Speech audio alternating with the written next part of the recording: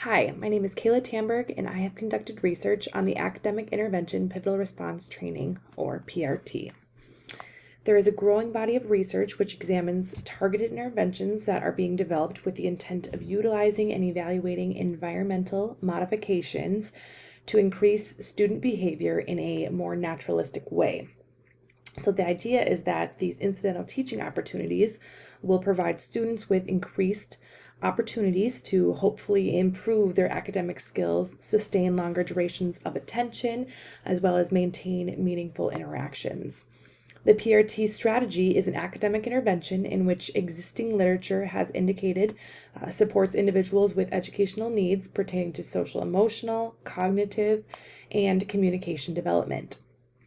As the research and literature continues to establish, there is not yet a specific study that identifies the effectiveness of the pivotal response training intervention as it relates to improving peer engagement for individuals diagnosed with autism spectrum disorder within a school setting.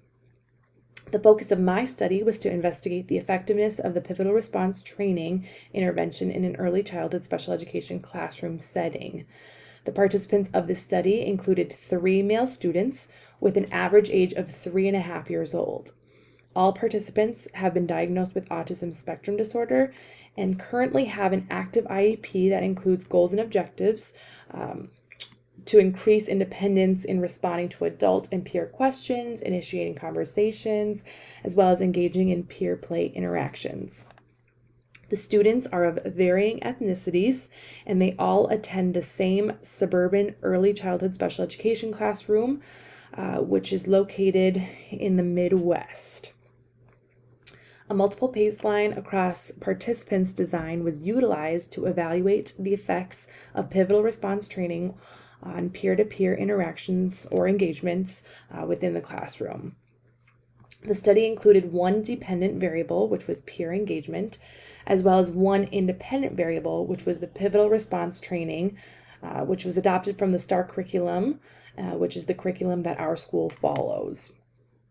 The materials needed to complete this study included the following: a lead investigator, which was myself, to collect data on each participant utilizing a paper, pencil, observational tally system. There was preferred student-selected toy items and activities that were utilized as stimulus items. So, for example, there were cars available, animals, blocks, puzzles, playhouses, all sorts of different toys available. An insight for the participants in this study. The researcher utilized the clock on the wall to time the 10-minute PRT session and the 15-minute free play sessions. During the baseline phase, all participants were observed for 15 minutes during a free play / choice session. Students were not yet exposed to the pivotal response training strategies at that time. The number of peer interactions were recorded by the lead investigator using the tally mark system. For the study, peer interactions are defined as sharing or relinquishing a toy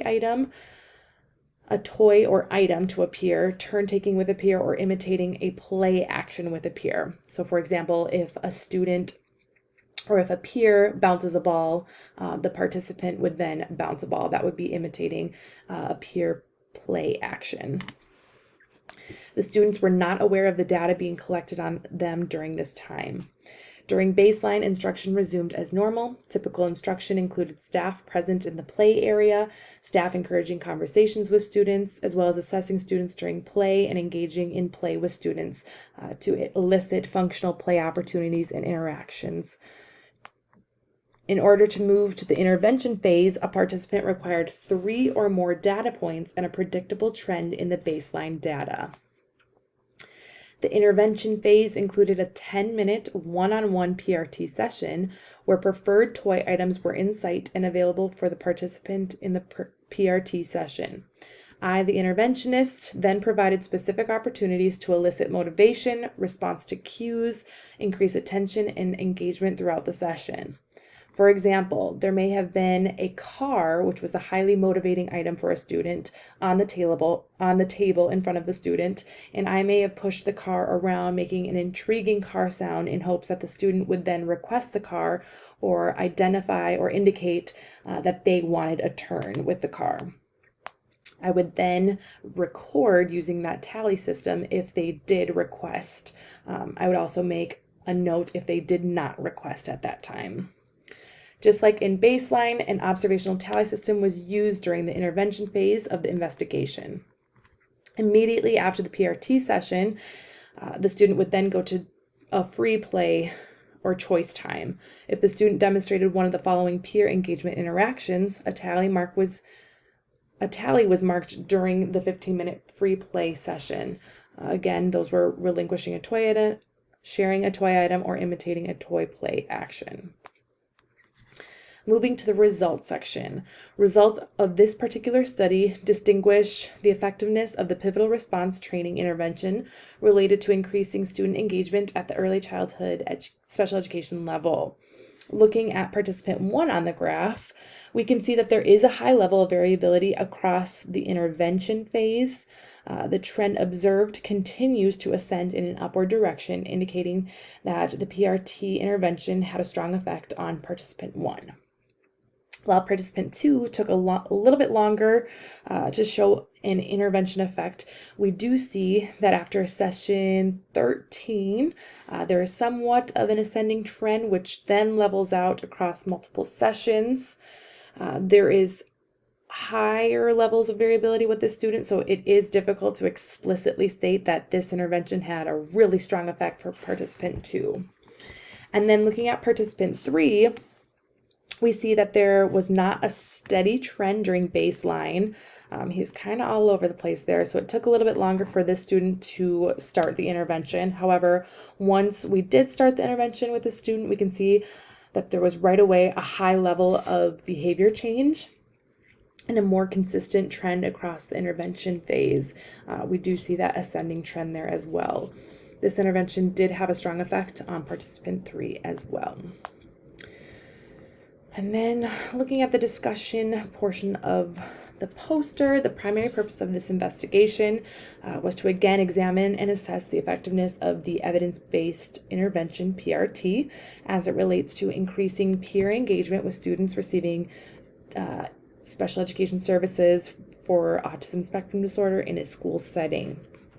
The results of the present study do indicate the efficacy of providing PRT as a peer engagement interaction in an early childhood special education setting.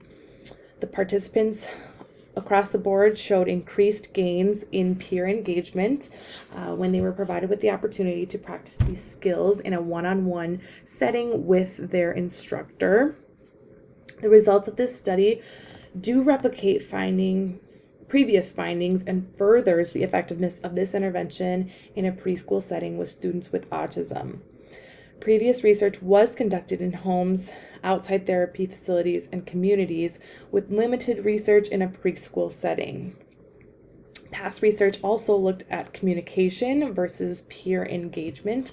So I thought it was really important that I conducted a study that included students with autism in a classroom setting. A limitation of this study is that all 3 participants were male participants. A second limitation is that the data collected was with 1 student during the morning session, and data was also collected on the other 2 participants in the afternoon session. So the time of day really could have impacted students and peer play interactions. Another limitation is based on the toys that were available to the student during free choice. Some toys may have been more motivating to each participant, so that could have played a role as well. Future studies should consider a variety of ages, grade levels, populations, and abilities.